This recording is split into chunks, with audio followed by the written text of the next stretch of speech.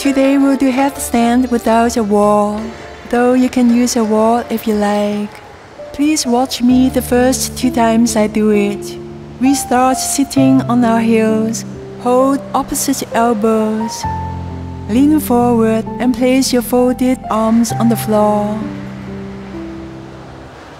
Without moving your elbows, interlock your fingers, pressing your forearms down. Aim your thumbs upward. Place the top of your head on the floor. The back of your head fits into your hands. Straighten your knees and walk your feet in. Keeping your arms and hands strong and steady, jump up with control. When you get your balance, carefully straighten your hips.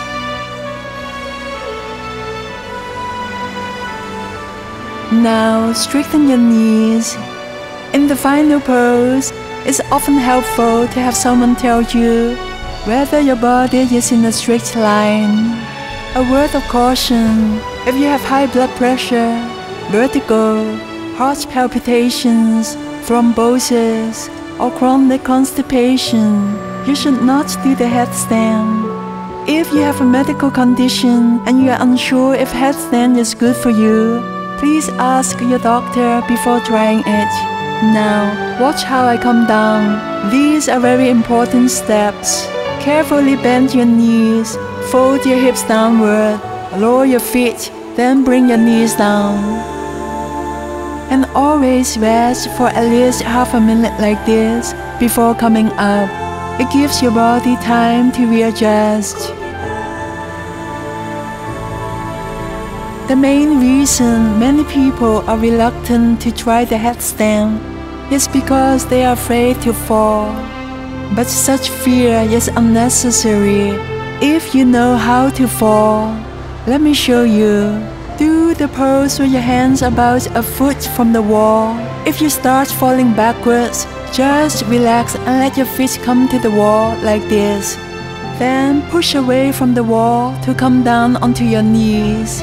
Remember to stay relaxed and come down without twisting your body. The key is to bring your knees to your chest really fast and don't panic. Let's do it together now. Your elbows about shoulder width apart, thumbs pointing up. Lift your buttocks and place the top of your head on the floor between your hands. Your hands should support the back of your head, and only the very crown of your head should be touching the floor. It's important to position yourself correctly so that you don't put strain on your neck when you go up into the headstand. If your head is in the proper position and your body is perfectly aligned, the weight of your body can be easily supported by your arms.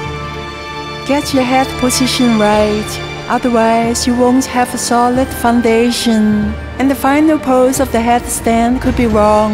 So adjust the position of your head now if you need to.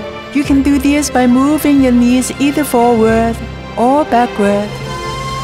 If your knees are too close to your elbows like this, you'll be too far on the back of your head. If your knees are too far from your elbows, you'll be too far on the front of your head. So try to find the ideal position, resting the very top of your head on the floor. Rest your head against your hands and press your forearms firmly down without rotating them outward. Turn your toes under. Straighten your legs. Now, take small steps as you walk your feet towards your head. Your spine is now more straight, and this could make it easier for you to lift your legs. Now, bend your knees slightly and push your toes off the floor, bringing your knees to your chest. Your spine should be straight in this position. Come down and we'll go up another way. You may find this easier. Bend one knee to your chest first, Then push off with the other foot. Get your balance with your knees bent. If you're shaky here, don't go any further. Just practice this much. But if you feel ready, slowly and carefully raise your thighs. Then when you have your balance, carefully lift your lower legs, taking as much time as you need. Breathe slowly and evenly. Hold the pose as long as you comfortably can. Then when you get tired, you can come down the same way we went up. You should also come down if you feel any discomfort in your neck. There are two ways to do headstand. You can use all your muscles to help you lift up. To do it this way, press your wrists and forearms down and lift your shoulders away from them. Contract your abdominal muscles slightly and tuck your tailbone, tightening your buttocks so your back is not overarched. Your hip area should be perfectly aligned with your torso. Imagine your legs are joined together and lift your kneecaps as you point your toes to the sky. Or you can do the pose in a more relaxed manner. Make sure your body is perfectly aligned, but relax your muscles. The pose doesn't feel as intense this way, but is equally beneficial. For example, because your muscles are relaxed, the blood in your lower body flows more freely to your heart. This increased circulation oxygenates the blood, which spreads throughout the body, improving the function of all the bodily organs.